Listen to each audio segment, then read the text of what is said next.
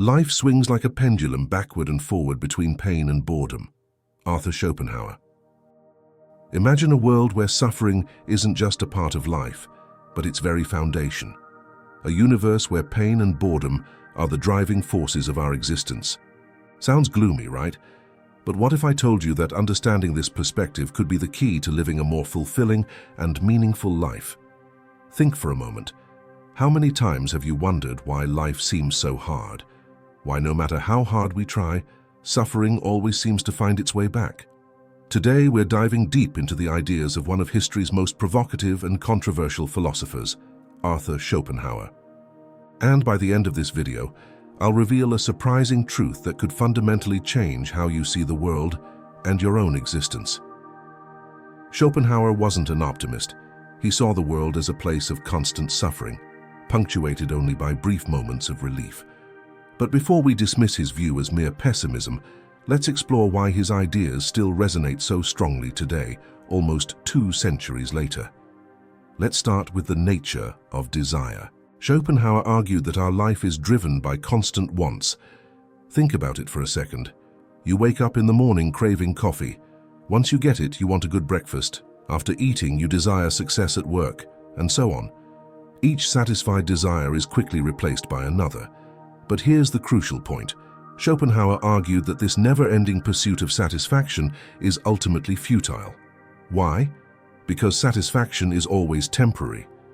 The pleasure of achieving a goal quickly fades, leaving us in a state of boredom or worse, with a new desire to chase. Does this sound familiar? How many times have you achieved something you thought would make you happy forever, only to find yourself, weeks or months later, back in the same mental state as before? That's the essence of Schopenhauer's argument. Life is a perpetual oscillation between desire and boredom, with suffering as our constant companion. But don't despair just yet. There's profound wisdom in this apparent darkness. By recognizing the nature of suffering, we can begin to deal with it more effectively. Schopenhauer wasn't just pointing out a problem, he was offering a solution. Let's dig deeper. Schopenhauer argued that the world as we perceive it is merely a representation. In other words, our experience of the world is filtered through our limited perceptions and understandings. Behind this representation, he believed, was the will, a blind, irrational force that drives all existence. This will, according to Schopenhauer, is the source of all our suffering.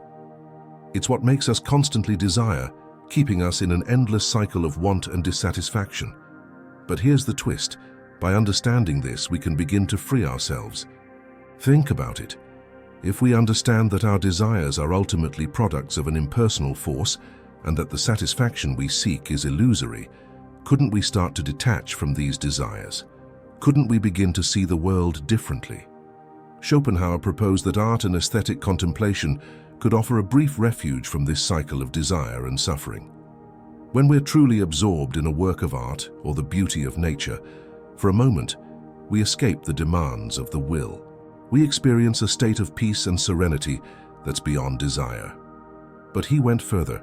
Schopenhauer argued that true liberation comes from compassion. By recognizing that all beings are subject to the same suffering, we can transcend our own ego and connect with others in a deep and meaningful way. This brings us to a crucial question. If suffering is so fundamental to existence, why do we continue? Why does life persist in the face of so much pain? Schopenhauer's answer is both simple and profound, because the will to live is stronger than any individual suffering. Think of examples from nature. A tree grows through concrete, seeking light. An animal struggles to survive in extreme conditions. Humans overcome unimaginable tragedies and keep going. This is the will in action, a life force that persists despite everything. But here's where Schopenhauer's ideas become truly transformative. He argued that by understanding the nature of will and suffering, we could achieve a state of resignation, not of despair but of serene acceptance. By accepting that suffering is an inevitable part of life, we can stop fighting against it and start living in a more authentic and meaningful way. This doesn't mean giving up or surrendering to despair. On the contrary, it means facing life with open eyes, aware of its difficulties, but also of its beauty and potential. It's a form of wisdom that allows us to appreciate moments of joy when they come, without clinging to them, and endure moments of pain without being overwhelmed by them. Let's consider how this perspective can transform our approach to life's challenges. When we face difficulties, instead of asking, "Why me?" we could recognize that suffering is a universal part of the human experience. This doesn't diminish our pain, but it can help us find solidarity and compassion in our shared suffering. Moreover, Schopenhauer's view invites us to question our priorities. If the endless pursuit of satisfaction is fundamentally unsatisfying, shouldn't we reconsider what we truly value? Perhaps true happiness lies not in accumulating possessions or achieving ambitions, but in cultivating meaningful connections, appreciating the beauty around us, and developing a deeper understanding of ourselves and the world. Philosopher Alain de Botton, in his interpretation of Schopenhauer, suggests that the philosopher's pessimism can, paradoxically, lead to a form of optimism. By lowering our expectations and accepting the inevitability of suffering, we can become more resilient and ultimately more capable of appreciating moments of joy when they occur. Consider also how this perspective can influence our relationship with others. If we recognize that everyone is subject to the same cycle of desire and suffering, don't we become more empathetic? Don't we become more likely to reach out in compassion rather than judge or condemn? Schopenhauer argued that compassion was the basis of morality. By recognizing that others' suffering is essentially the same as our own, we can transcend our natural selfishness and act in a truly ethical manner, that resonates with many spiritual and philosophical traditions around the world. But let's be clear, accepting Schopenhauer's ideas doesn't mean succumbing to despair or inaction. On the contrary, it can be a source of liberation and empowerment. By understanding the nature of suffering and desire, we can make more conscious choices about how we live our lives. Instead of constantly seeking new possessions or experiences to fill an inner void, we could focus on cultivating contentment with what we already have. Instead of striving ceaselessly for success and recognition, we could seek meaning in relationships and in contributing to others' well-being. This doesn't mean we should stop having goals or ambitions.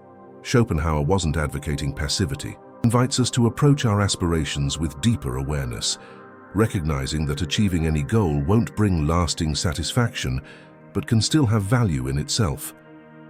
Think about how this perspective could transform our approach to work, for instance. Instead of seeing our work merely as a means to an end, be it money, status, or security, we could focus on the intrinsic value of what we do in the process, rather than just in the outcome. Similarly, in our relationships, Schopenhauer's view invites us to a deeper form of connection. If we recognize that we're all united in our experience of suffering, don't we become more compassionate, more willing to forgive, more capable of loving unconditionally? But perhaps the most powerful aspect of Schopenhauer's philosophy is how it can change our relationship with ourselves. As an inevitable part of life, we can stop blaming ourselves for our struggles and difficulties. We can develop a gentler, more compassionate attitude towards ourselves. This doesn't mean we should resign ourselves to suffering or stop seeking improvements in our lives. On the contrary, it means we can face our challenges with more balance and resilience. We can recognize that our struggles are not personal failings, but part of the shared human condition. Point. Accepting suffering as part of life isn't a defeat, but a form of freedom. By stopping the fight against the inevitable, we free up energy to focus on what truly matters. We can concentrate on living according to our values, on creating beauty and meaning in a world that often seems chaotic and cruel. Erich Fromm, in his analysis of Schopenhauer, suggests that recognizing the universality of suffering can be a source of strength and connection. By understanding that we're not alone in our struggles, we can find solace and solidarity with others. But Schopenhauer goes further. He suggests that through contemplation and compassion, we can temporarily transcend the cycle of desire and suffering. Transcendence, whether through art, nature, or deep connection with others, we experience a glimpse of something beyond the veil of representation, something he called the thing in itself. This idea of transcendence through contemplation and compassion has fascinating parallels with many spiritual traditions. Buddhism, for example, speaks about the cessation of suffering through deep understanding of the nature of reality and the cultivation of compassion. It speaks of moments of union with the divine that transcend the individual self. So, what can we take from Schopenhauer's philosophy into our daily lives? How can we apply these profound ideas in a practical and meaningful way? First, we can cultivate an attitude of acceptance. This doesn't mean passivity or resignation, but a willingness to face reality as it is, without denying or running away from suffering. Instead of asking, "Why me?" we can recognize that suffering is a universal part of the human experience. Second, we can practice detachment. Recognizing that our desires are products of an impersonal will, we can begin to free ourselves from the endless cycle of desire and dissatisfaction. This doesn't mean we should stop having goals or ambitions, but that we can approach them with a more balanced perspective. Third, we can cultivate compassion. Beings are subject to the same suffering. We can develop a deeper connection with others. This can manifest in acts of kindness, in more attentive listening, in a greater willingness to forgive and understand. Fourth, we can seek moments of transcendence through art, nature, and contemplation. These moments of temporary escape from the cycle of desire and suffering can be deeply renewing and give us a broader perspective on our daily struggles. Assess our priorities. If the endless pursuit of satisfaction is fundamentally unsatisfying, perhaps we should focus more on cultivating meaning and connection in our lives, rather than constantly seeking new possessions or experiences. And finally, we can develop a gentler, more compassionate attitude towards ourselves. Struggles are part of the human condition. We can stop judging ourselves so harshly and start treating ourselves with more kindness and understanding. Now, we come to the crucial point I promised at the beginning of this video. The surprising truth that Schopenhauer offers us is this: suffering, far from being just an obstacle to be overcome, can be the very path to deeper understanding and a more meaningful life. As an inevitable part of life, paradoxically, we can free ourselves from it.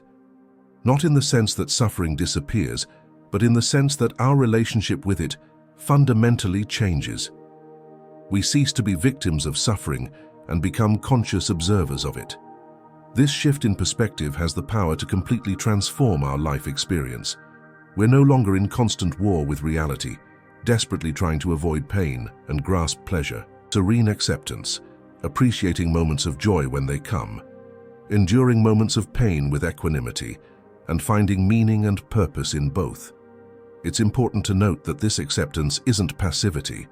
It's not an excuse not to try to improve our situation or that of others. On the contrary, it's a solid foundation from which we can act more effectively and compassionately in the world. Live like this, fully aware of the nature of suffering, but not dominated by it. Able to experience joy without clinging to it, and to face pain without being crushed by it. Free from the endless pursuit of satisfaction, able to find contentment in the present moment. This is the promise of Schopenhauer's philosophy. It's not an easy path, certainly. It requires courage to face the difficult truths of existence head-on, to cultivate a new way of seeing the world, but the potential for transformation is immense. And here's the most powerful part. This transformation isn't just personal. As we change our relationship with suffering, we change our relationship with the world and with others.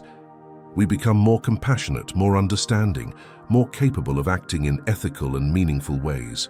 Dominated by selfishness and the blind pursuit of pleasure and power, Schopenhauer's vision offers a different path. A path of compassion, of deep understanding, of serene acceptance of reality as it is. So, I ask you, are you ready to embrace this perspective? Are you willing to face the nature of suffering head-on and, in doing so, discover a deeper and more meaningful way of living? Remember, this isn't a journey you need to make alone.